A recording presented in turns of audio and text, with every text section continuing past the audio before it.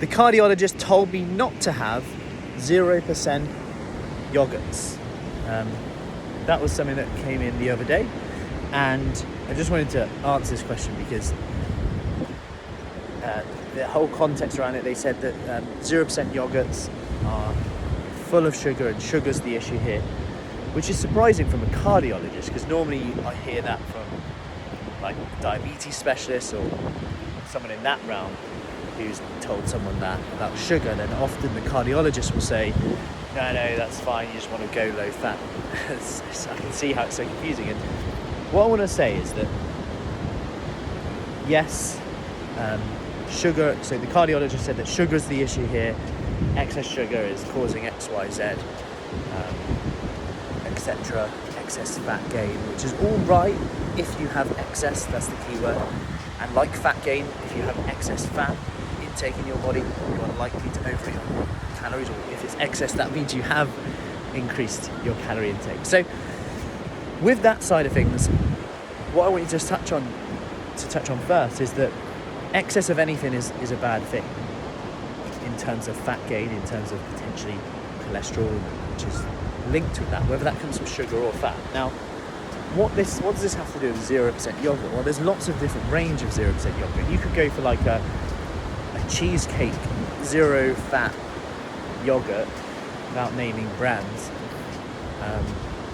Miller, I think it is, and you could argue that yes, they're pumped, so it sounds like it's put in like really artificial, probably is, but lots of sugar has been added into that to get rid of the fat. It says like 0% fat on it and stuff, and then it's got excess, it's had added sugar put into it. Now, is that the worst thing in the world? Well, not really, no. But and this is going to shock a few people, because I always go back to what decision are you making before? What are you doing before?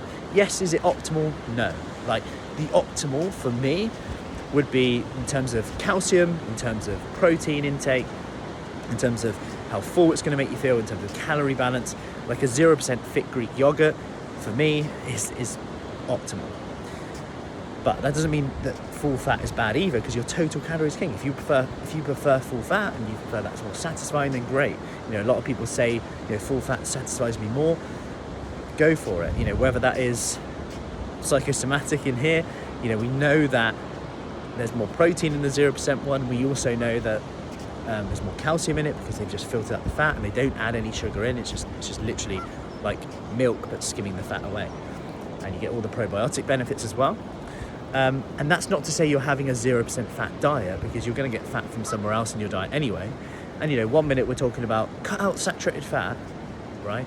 This is what confuses people. I need to cut out saturated fat, but I can't have 0% yogurts. And I'm thinking, what fat do you think is in yogurt?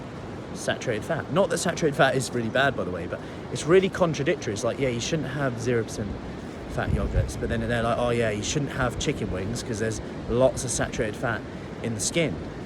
And people are like, oh yeah, I would never eat that fat. Then they're like, in Greek yogurt, oh yeah, I have full fat yogurt because it's good fat. It's still saturated fat. Now, I know that sounds really confusing in that, and that's the problem. We have this perception that we look at chicken wing fat and we're like, oh, that's really bad. And we look at Greek yogurt fat and we're like, yeah, we've got to have that's good fat. And going back to the full fat, 0% fat, what keeps you fuller for longer, we know that research shows that the labelling can have a massive influence on our kind of hunger levels. Like, if your research shows that in the Milkshake study that I've talked about a few times, if you're shown a low-fat diet, slim version of a shake, you often say, oh yeah, I'm actually not that full up, it's not satisfied me as much. Whereas when you go down the route of like delicious, indulgent, all these smooth, creamy, you then go into this mode of, yes, that kept me really full up. So anyway, that's just a little touch on this. Remember, when it comes to 0%, yes, like if you go for like a Greek yogurt, which is like natural or natural yogurt, something like that, all they've done is just skimmed away the fat and it's fine. If you go down the route of like the more sugary 0% fat ones, or just general yogurts, just have a look at the total calories there. That's going to be the best indicator. If you want to, like a quick rule of the thumb, have a look at like protein per 100 grams and the calories per 100 grams. Can you get the protein as high as you can? per 100 grams of the product. So if you have a look at the label, and likewise, can you get the calories as low as you can per 100 grams? And that's probably going to give you the best balance between percentage of protein and overall fullness. Just fell down a hole. Anyway, I'll see you later. Take care.